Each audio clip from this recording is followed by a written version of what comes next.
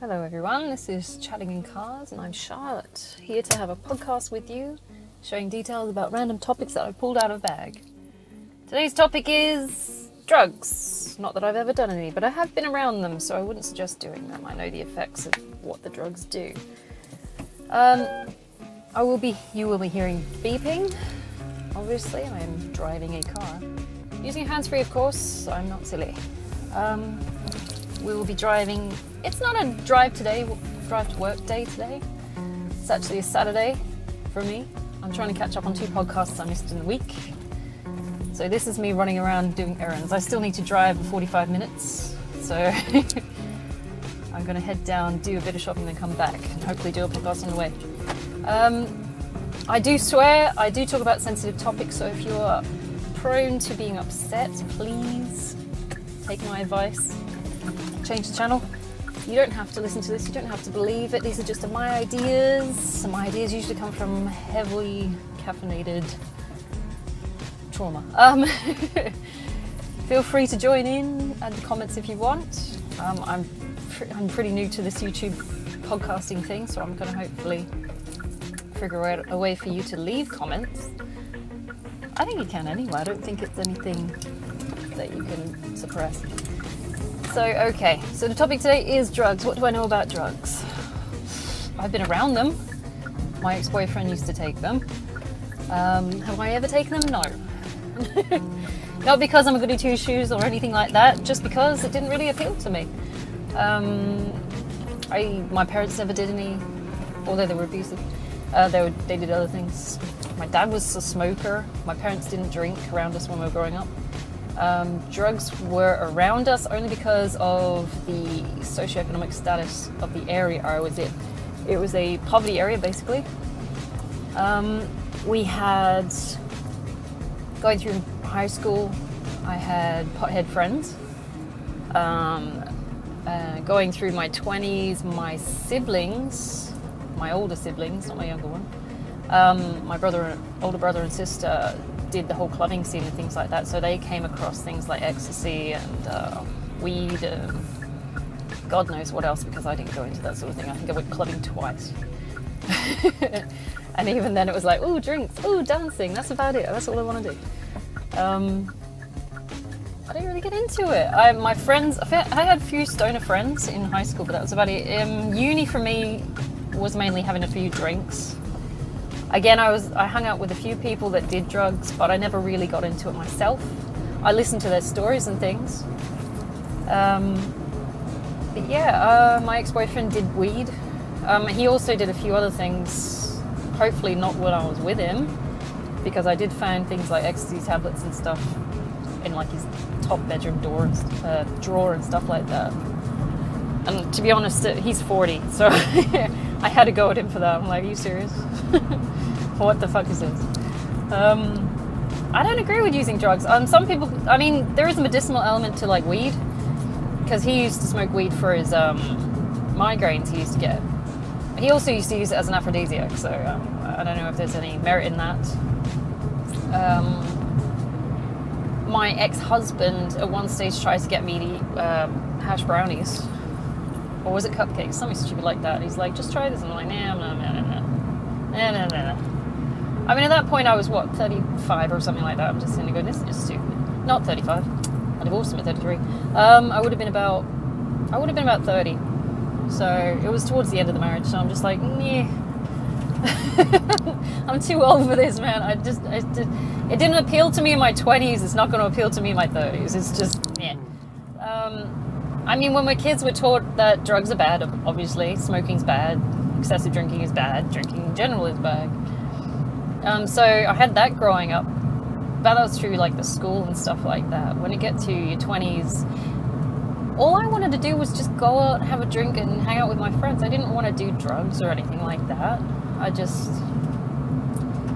And to be honest, when I drink, I trip balls anyway. So I have a few drinks and I start like either hyper-focusing or just, I don't see things, but everything becomes intensely clear. And I don't like that.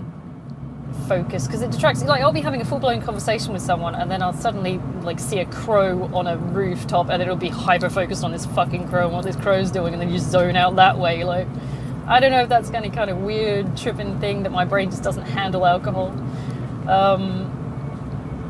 As a drunk, I think I'm pleasant. I mean, like, I don't get into many fights or anything like that. I used to get into fights when I was younger. I think I got into one fight through drinking, where one of my best friends from high school had been dumped because she was overweight by this one complete fuckboy guy, and I lost my shit.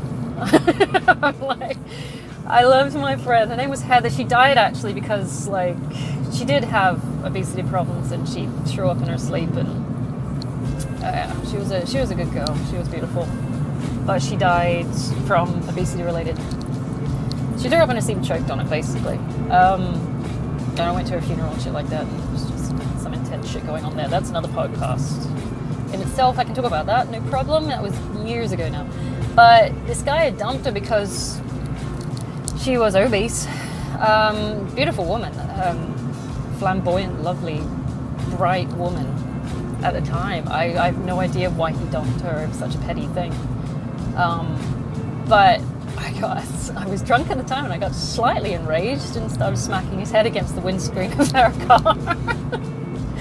I stick up for my friends, man. I was in my early 20s and I was not happy. I'm like, you don't dump a girl because of shit. I was like smacking his head against the windscreen. Oh my god, I was not in a good place at that time period. That was early 20s. That was one of the few times I had a bad... I mean, alcohol is a drug, but it's not like the kind of drugs we should be talking about. So what I'm talking about with drugs is like weed and stuff like that. I had friends that were stoner friends in high school, and the novelty was I liked hanging around with them. I didn't like the idea that they were doing drugs, but it made them really chill. Like, we used to hang out with a guy called... Oh no, we used to have two guys called Corey. There's always a stoner called Corey, isn't there? Anyway, these two guys... One was really tall and skinny and was hot, and the other was like short and fidgety. But they were complete stoners. They used to get together in science class. They'd be high as fuck, and we'd be setting fire to things. Little balls of sticky tape we used to wrap up and swing around, set on fire with the Bunsen brothers. Or we used to spray the tables. Well, I didn't. I was a good girl. They used to spray the tables with deodorant and then set them on fire when the teacher wasn't looking. But, you know, it never did any real damage. This was just those kinds of guys. It's like pretty chill. How to have a good time. I used to have a friend called Lisa who brought in buds to school. She's like, hey, you want to see something? I'm like, yeah, all right. Look at this bud. I'm like, what the fuck is that? It's like, it's weed. Oh, okay. She had that kind of family that was into that. She had big brothers, and they'd you know, either be taking it or selling it or stuff like that. And I'd be like, oh, cool, yeah, okay. You want to smell it? No, I'm good. It's like, I mean, it was around. I never interested me past, oh, there it is, yes, that's what it is. Okay, cool, all right, whatever. I'm going over here now. In uni, I was more concerned about going out for drinks, trying to figure out social rules. I mean, with autism, it's like, I had the hardest time just trying to understand people, let alone adding extra elements in like drugs and stuff. Going, just let me figure out the people first. What do they want? What are they getting around and doing? And then I'll try drinking. And even when I tried drinking, it was not a good experience. So I went teetotaler after, oh Christ, I must have been about 25. I just cut it off altogether because I was just like, I didn't understand it. So I just stopped drinking altogether for like 15 years. Until I ran into my ex-boyfriend who I had something like a moment with when I was drinking. So yeah, I had a fling with when we were like, you know, early 20s, and then I grew up and got on with my life, finished uni and got a job and all that shit. So that's a long story in itself. But it just never appealed. I mean, they were smoking weed. They used to put it in their cigarettes and stuff like that, their rollies. I never got around to it. You could smell it, but it's like, oh, it just smells like incense. It's like I never got any kind of real buzz from being around. They used to go, a few house parties I went to, they went into like a garden shed and used to light up in there. I'm going, okay. Why are we all sitting in a shed? It's like, I was curious. I never actually took the drugs. I just want to know why we're in a shed. There's like 50 of us in this tiny little shed. Why are we here? And they were like, oh, we're doing drugs. And I'm like, okay. I'm just going to sit still and watch. I don't understand this, but I'm happy that I'm here. It's like, I was so vanilla, man. Even now, I'm still pretty vanilla when it comes to that kind of stuff. Like, I used to sit with the social group that was my ex-boyfriend's group. These are all like early 20-year-olds. He's 40. He was trying to fit in with a bunch of kids. I think it's some kind of, you know, nostalgia for his 20s. I don't know, some sad thing like that. But he would try and join in. And they'd be talking about all the kinds of things they dropped, like MDMA and fucking mushrooms and stuff like that. And someone would say, oh, we're going mushroom hunting on the weekend. You want to come with? He's like, oh, yeah. And he'd say, yeah, bring me them back. And I'd be like, fuck off, dude. I think it is something you grow out of. Unless you become like a proper addict, it's something you probably grow out of. The experimental side of things is more like early 20s things. You're young and dumb. I think, honestly, by 25, you should have grown out of it. As well as like binge drinking and stuff like that. You go, oh yeah, I'm bored with this now. Let's get on with it. But some people don't grow out of it. And some people get so affected and addicted that they carry it on through their life, and that's when it becomes the real fucking problem. It starts controlling your life. Right now, where I grew up, we went through phases of big waves of drug types. When I was in high school, it was weed. Coming out of high school, it was ecstasy. After that, it was heroin. After that, it was, currently it's meth. So when I'm still working.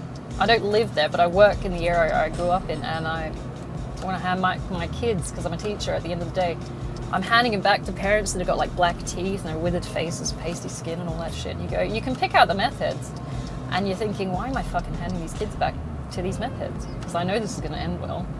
It's not good for them, it's not good for anyone.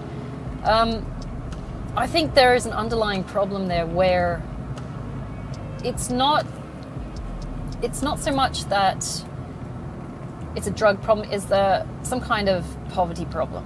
Because, to be honest, they're going to take drugs. The type of drug doesn't matter. Sometimes it's harder, sometimes it's not as hard.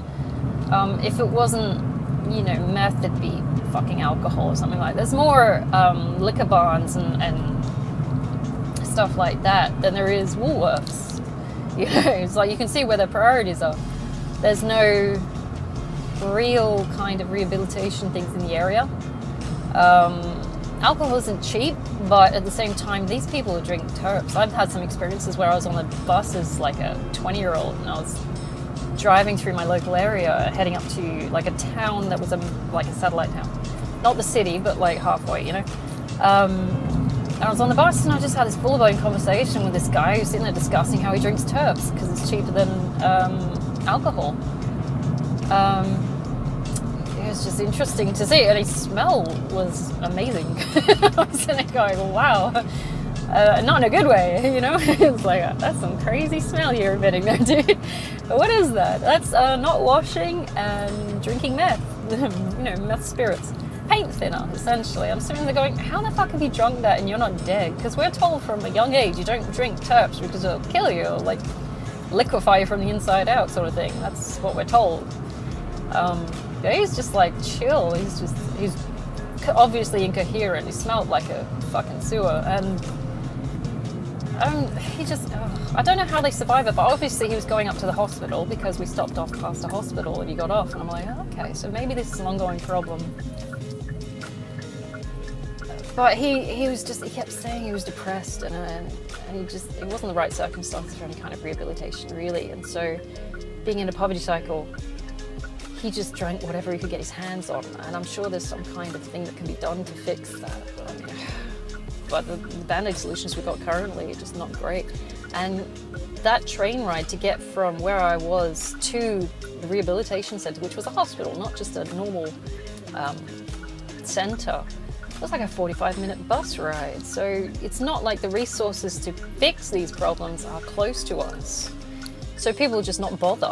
I mean, I know when I went to a psych for, all the mental issues I've got, waiting to get into the psych, they told me it was going to be 7 to 8 weeks. I ended up waiting 12 to 15 weeks just for a callback. It's a poor area. The mental health facilities aren't there, and so we band-aid our problems with drugs and alcohol and shit like that. I mean, I overdosed on alcohol when I was 16, 17. I was suicidal. I went through 2 bottles of vodkas, you know, and I was a lightweight. I was 50 kilos, I think, at the time. My body could not take it, and I passed out, blacked out, and I just, you know, I fucking died near enough. My mum found me sitting naked under a house coat, essentially, and I was laying my own vomit. It was quite a big puddle of vomit, apparently.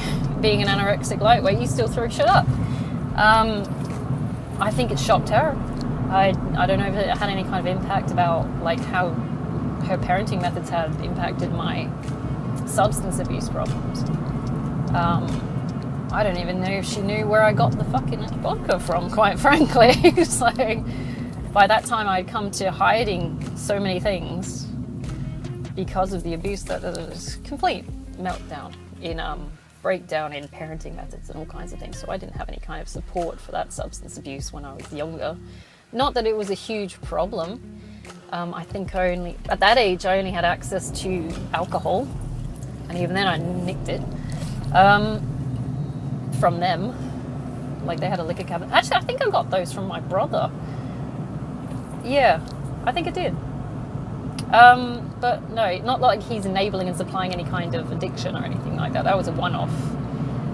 Other than that, I didn't drink, I didn't do drugs, I didn't do anything. It was just 2 separate occasions of a bottle of vodka straight. Is just stupid. Me being stupid at a young age and not being able to handle the stress I was surrounded by. But I never got into the side of like LSD and things like that. My sister did. My sister had some kind of weird bad batch of something given to her by a boyfriend, and then she started having epilepsy. And we think it was related. I think it did some brain damage, whatever she had or whatever he gave her or something like that, because she had the most scary thing I've ever seen. She had a seizure and her face went fucking crazy, and she just dropped and started, you know, seizing up on the floor. I shat my pants. You know? It's like, I've never seen anything like that before. I was freaking out. I was only about, Christ, I would have been about 15 at the time. Called the ambulance, did what we could, put her in a recovery position. My mum's tried to stick her hand into her mouth to try and get her tongue out because she thought she was going to choke on her or some shit like that. So mum nearly lost a nail doing that. But we don't know what's in the drugs. To be honest, given the area we lived in, she didn't really have a chance because the quality of the drugs is so shit. They're splicing it with like fucking rat bait and shit like that. So it's no wonder she had such a bad reaction to whatever she had taken. And this wasn't even at the time. Like, this was a couple of days after she dropped something.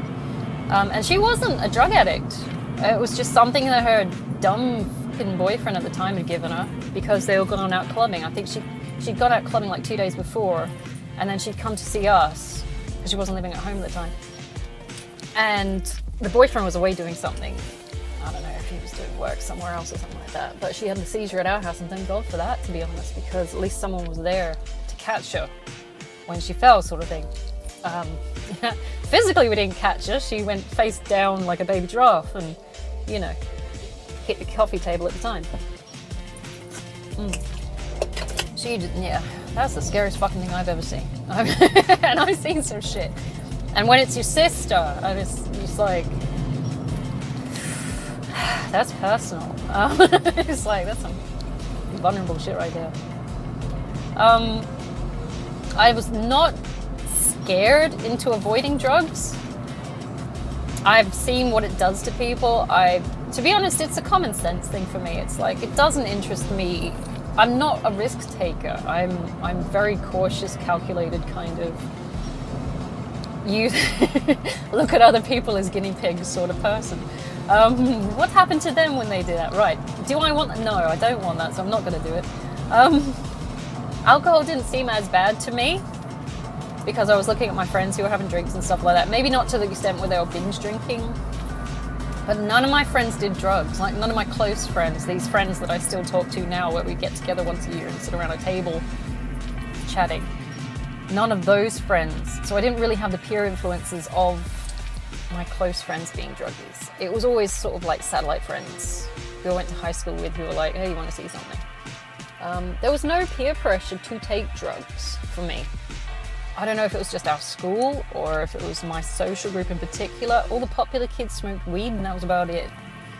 I wasn't popular, I was one of the weird crews, so I just hung out with the weird people, and at most they smoke cigarettes, and I'm like, well, I'm not going to do that because it's stupid, so that's expensive. Although I did used to steal the cigarettes and sell it to them, which is probably not kosher, but I had different needs. They wanted the cigarettes, I wanted the McDonald's thick shakes. It was a win-win. It just never appealed. I don't have that addictive... You know, some people have got predisposition chemically to be addicted to substances. It might be structural, it might be chemical. I don't think the study is comprehensive on that completely. Paired with the environment they're raised in and the circumstances they've lived under, there is a high chance that people are prone to take drugs and get addicted to substances. At the moment, I'm, going nuts over caffeine and sugar, but that's not as lethal as, say, meth or anything like that. I don't know how addictive weed is. To me, it just seems like a supplement. At this point, it's also, I think, they've actually put it as a medicinal thing by the World Health Organization or something like that. Don't quote me on that. You need to go and check that. But right now, it's being done for medicinal purposes. And I think that's related to like cancer treatment and stuff like that. I would still be happier if people didn't smoke it because I know carcinogenically it's not good for your lungs and stuff like that. So if they made it into tablet form and it was promoted as a medicinal thing, I would understand. People still smoke. I don't think you should be smoking anything at all. For obvious reasons. I mean, logically, we're not designed to breathe in smoke. The natural reaction is to cough. Hence the reason trying to get that shit out of your lungs. I don't know why people do it. I never got interested in any kind of peer pressure to take drugs. When I was with the social group, that was my ex-boyfriend's new social group. I think he's been kicked out of a few social groups, to be honest, because he's a bit of an arsehole. But this latest one, they were talking about like what drugs they're taking and what they're going to do on the weekend and stuff like that. There was a sense of me not being cool because I didn't want to join in, and they were shocked that I'd never taken drugs. And I'm like 36 at the time, now 37. I ditched those idiots. They're like, oh my god, you've never taken drugs? You've never done anything? And I'm like, yeah, because I'm not a fucking moron. It didn't seem logical to me to do it. There are countless warnings telling you not to do it. I've seen the effects of what happens when you do it, and it's never been any kind of interesting, exciting adventure for me. It's been a bunch of fucking idiots being fucking idiots. So I can do that without participating. I can watch that.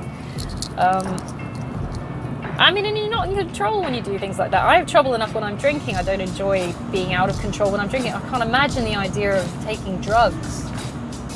Completely out of control of yourself. There's no safety there. Anything could happen to you. It's horrible. And you see these people, because I used to live in the middle of the city, not the city, the big city. I used to live in like a halfway size town / city, right in the middle, and you'd see all the people that were taking drugs at the night time. It's a tourist area where I lived. So during the weekend, Friday, Saturday night, Sunday night, it was great for going out to drinks and going to see some of the local culture and stuff like that. It was always pubs and clubs and sights to see and historic stuff to look at. Cool little hippie markets and stuff like that. It's pretty alternative. But during the week, when everybody else was at work somewhere else, you'd see the meth head come out, and they'd be sent, and you'd be absolutely shocked at what the shit they were doing. It was either constantly screaming at each other, F and C and or they were just in a complete stupor, just zombie state, just wandering, swaggering along, and you're sitting there going, what the fuck happened here? It's crazy. I don't want to do this. I don't want to be this. This is like a constant warning of what not to do. It's like, this is the result of what you do if you do drugs. Do you want to do this? Fuck no. I got stuff to do, and that's not it. It's like, and that's a high safety risk too. and I've already been assaulted when I was sober, and already abused. And so why would I add to extra shit to my day and my trauma? So drugs never held any kind of appeal to me. I was never excited or adventurous towards trying new things, experimenting. It's like my version of experimenting is finding somewhere to find new cake. So I just want to find a new cafe, dude. It's like I'm such a hobbit at heart, you know. Elvish middle name, but I'm a hobbit at heart, you know. It's crazy. It didn't appeal. I'm not that kind of adrenaline junkie kind of thing. I mean, when I started getting my motorbike license, and I stopped because my PTS kicked in and I couldn't finish it. I just couldn't. I was freaking out. I think I got up to 50k in 5th gear, and the panic attack started, and I couldn't finish getting it because I just couldn't handle sitting on the bike. It was everything crazy. So I'm just not an adrenaline junkie. I crave stability and quiet and peace. It's like, given my upbringing, where I was raised, and it's like, to me, adulting is getting out of is getting out of the trauma-based environment. I don't go looking for trouble. I've been in trouble. I want to get away from it. So when people come up to me and say, "You want to drop some MDMA?" I'm like, "Fuck no." I'll tell you what. I'll do drugs when you live the last 33 years of my life.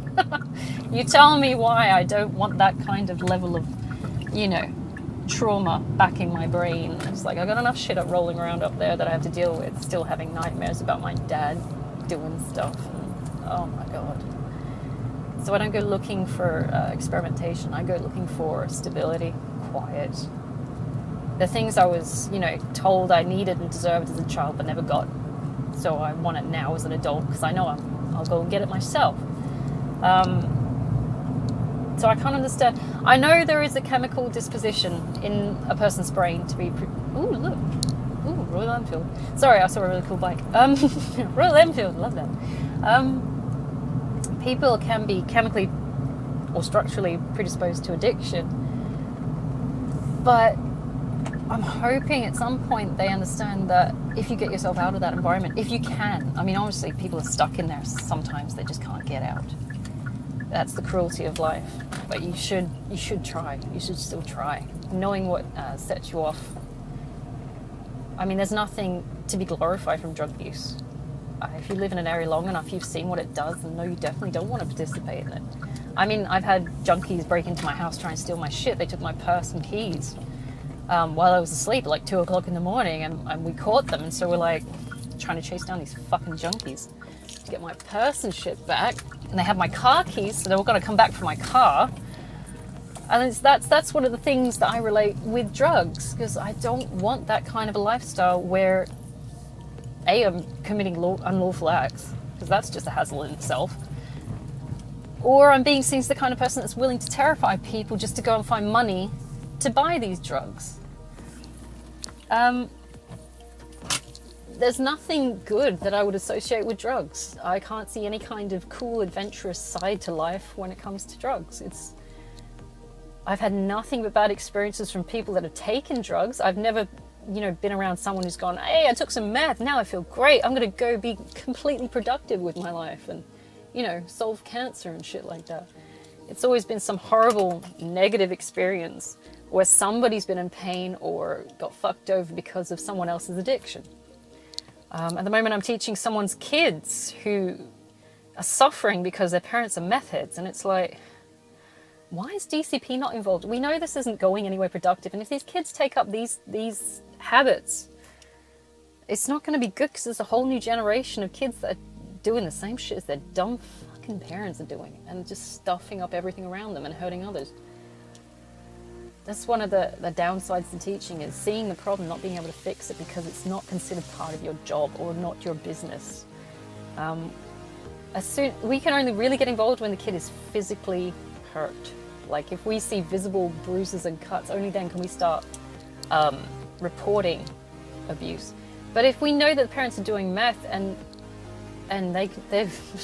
we can't do anything because it's like, it's not harmful to the child. So so they say, but at the same time, yeah, it is, because they're going to pick up these traits and habits and, you know, perpetuate the fucking cycle. It's crazy. I really wish that they'd sort their shit out, but, you know, you can't make people do what they need to do, especially when they see no problem with it. So, to be honest, the amount of kids I see in a day, I wish I could just take them home. Half the time they look starved, and they're dirty, and they stink. And you know they're neglected, because as soon as you show them the slightest bit of positive reinforcement or anything like that, you look after them like a parent normally would, because we are surrogate parents. They just latch on. And you're like, oh my God, what is it like at home for you then? This is what you're like with a seemingly complete stranger. Oh my God, I can't do it. This is one of the most stressful parts of my job. It rips your heart out, it really does. And all I'm doing is working in the same areas I was raised in. It's like, I only went into teaching mainly because I knew what these kids are coming from. Because I'd gone through it myself. I mean, I haven't gone through it with the extent where my parents were taking drugs. I mean, mine was abuse, but, you know, put drugs on top of that. Oh, fucking hell, it's crazy, man. I can't imagine how resilient these kids are going to need to be if they come out, you know, somewhat deemed normal. They're going to have either they're going to go all the way like their parents, or they're going to come out like the most fucking resilient kids I've ever met. I hope it's the resilience way they choose. We won't know until we see them. Oh, I see them maybe 10, 15 years from now. I know some of my kids who have grown up in rough houses have turned to crime because I've seen them on the news, or I've seen them get arrested or something like that. And you sit there and think, I used to teach you, man, what the fuck are you doing? And it's the lifestyle they've been raised as, what seemed as normal. Like I used to have, my ex-husband used to have a friend called Rob, whose brother used to cut weed and package it up, and he was living at home with his parents, and his parents were like fine with it. I'm saying, one, that's illegal, and two, it's not good for you, because you've got all these kind of crackheads coming to your house trying to buy weed and shit. So it's the culture in the low socioeconomic areas where they just don't care. I don't know what it's like in the middle to upper. I mean, I would assume if they are going to do drugs or sell drugs or something like that, they've probably got better drugs than weed. But it's something to do with the culture. It never really appealed to me. I've only ever seen the negative side of things. And for what people say, oh, it's an enlightening experience, you get to go and, you know, isolate your thoughts and feelings and shit like this. I'm going, yeah, but explain to me why that fucker over there will not stop trying to hug that light pole. It's like screaming at the top of their lungs. It's like, what part of mental enlightenment has that shit got to do with it? It's like, and why that guy just robbed that other guy? It's I can't advocate drug use. I can't.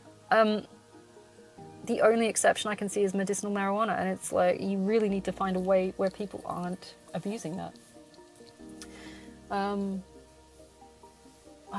if we do make it legal and everything like that, I want to see it in tablet form. I don't want to see people smoking it, because we know that's still harmful, regardless of whether it's.